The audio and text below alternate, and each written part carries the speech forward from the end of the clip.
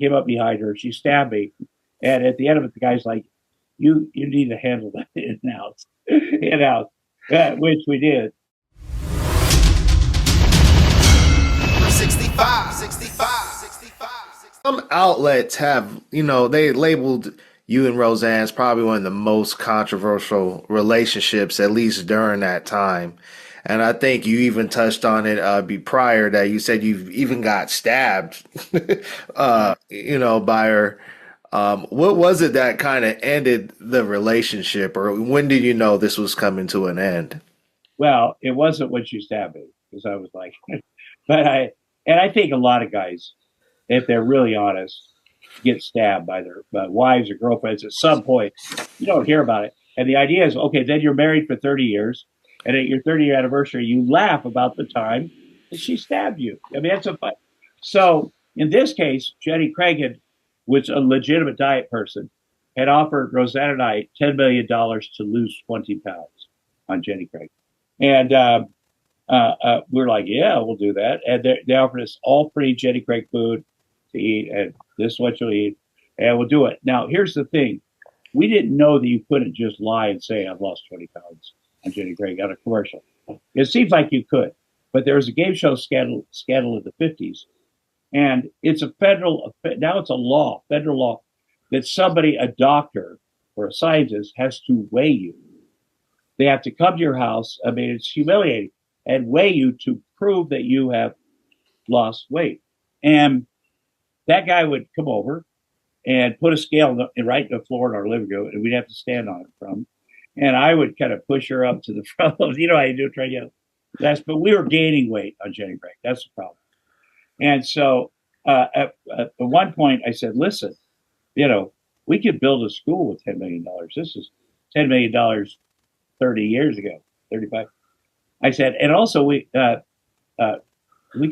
afford to lose 20 pounds, honey. And people think we're crazy, man. Let's get it. I'll tell you what, husband, wife diet, 24/7.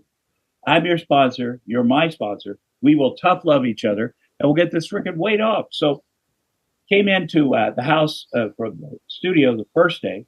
I walk in the kitchen. We have a big island in the kitchen, with chairs around it. And she's sitting there eating a giant bag of Jenny Craig chocolate chip cookies. And by the way, it's not unlimited diet food. We thought that too. Oh, we'll have a Jenny Craig buffet at lunch and Jenny Craig. And so I see her eating that big bag of Jenny Craig chocolate chip cookies. I'm like, screw that, man. I'm her sponsor. I'm going to give her some tough love. So I go up and grab the bag, throw it up against the wall by the trash can. Now that apparently scared her. She had a block. There's a block of wood on our counter with 9 different knives. You see them on a lot of places. And so I that scared her. So she whips around with a knife, and I look at her like, "You're not going to stab me." Yeah, she was going to stab me. So she stabbed me right here. And so and then I thought, well, what do normal people do under these circumstances? Do they call 911? And I will say this: if you ever call 911, think about what you're saying first. Plan it, because they record it, and you will hear it on the news. So I called 911. They're like, "What's going on?" I go, "This is Tom Arnold. Rosie and I were on a diet. I'm like her sponsor. She was eating a big bag of Jenny chocolate. I scared her, so it's not her fault. I came up behind her. She stabbed me, and at the end of it, the guy's like, "You need to handle that in house, in house," which we did. And so we think, okay, this is a funny story. I got my stitches. It ruined my skinny shirt. You got blood all over my brand new white Converse or whatever. And so we think it's funny. And but Jenny Craig did not think it was funny. Jenny Craig heard that on the news, and she fired us. She said that's not the branding I was going for with the commercial. That's not.